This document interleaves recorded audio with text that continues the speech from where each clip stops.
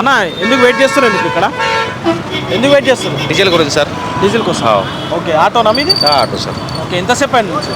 అర్ధగంట అయింది సార్. అర్ధగంట ఉందంటనా? డీజిల్ ఏమంటున్నారు? లేదని కసి అంటున్నారు, మళ్ళీ ఏం చేయాలి ఏం లేదు. ఇప్పుడు 4 రోజులు బంద్ కసి అంటున్నారు, ఒకటేసారి సడన్లీ బంద్ అని చెప్తున్నారు. ఏం చేయాలి ఇప్పుడు? డీజిల్ దొరకకపోతే పరిస్థితి ఎట్లా? నువ్వు ఏం చేయాలి సార్? ఇప్పుడు నువ్వుకుంటా తీసుకోపోయినా కూడా చేత కాదు, ఇట్లనే పెట్టాలి బండి. ఇప్పుడు ఏం చేయాలి దాని గురించి? ఏం చేస్తుంటారు మామూలుగా ఆటోలో? అంటే ప్యాసింజరా లేకపోతే స్కూల్ ఏమన్నా ఉందా? ప్యాసింజరే సార్. ప్యాసింజరా? ఎంత సంపాదిస్తారు రోజు? అప్పుడంతే సంపద, ఇప్పుడు ఏముంది సార్? మొత్తం ఫ్రీ చేసి పెట్టిరు, మొత్తం 500 చేయాలంటే కష్టం. ఓకే, మరి ఎంత మరి ఇప్పుడు రోజువారీ సంపాదన మళ్ళీ డీజిల్కి ఎంత పోతుంటుంది పెట్రోల్కి మామూలుగా? ఇప్పుడు మామూలు ఏంటంటే ఇప్పుడు అప్పుడేమో ఇప్పుడు బస్ ఫ్రీ చేసిరు, ఇప్పుడు ఏంది ఒక 200 రూపాయలు డీజిల్ వేస్తే సరిపోతుంది. అప్పుడంటే 500 డీజిల్ వేస్తే నడుస్తుంది. బస్సు ఫ్రీ చేస్తే ఎట్లా అనిపిస్తుంది మరి?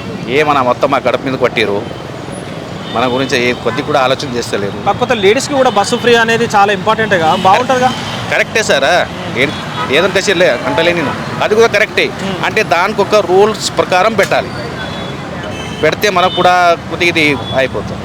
మామూలుగా అంటే ఇప్పుడు రూల్స్ ప్రకారం అంటే వాళ్ళకి ఫ్రీ ఇవ్వడం వల్ల చాలా మంది మహిళలు కూడా హర్షం వ్యక్తం చేస్తున్నారు. అంటే చాలా సంతోషం, ఏ ప్రభుత్వం మాకు పెట్టలేదు అని. అలా ఫ్రీ కర్ణాటకలో పెట్టారు, ఇప్పుడు ఫ్రీ ఏం ఎవ్వరికొక్క ఏం మనం ఒక ఆశ అంతే, దాన్ని పెట్టి వేరే ఏం లేదు.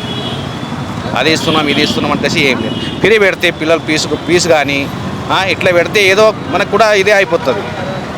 మొత్తం ఫ్రీ అంటే ఏం దాని గురించి ఏదైనా లాభం ఉండాలి కదా, ఏం లాభం లేదు దాని గురించి. ఎందుకు వచ్చినావు?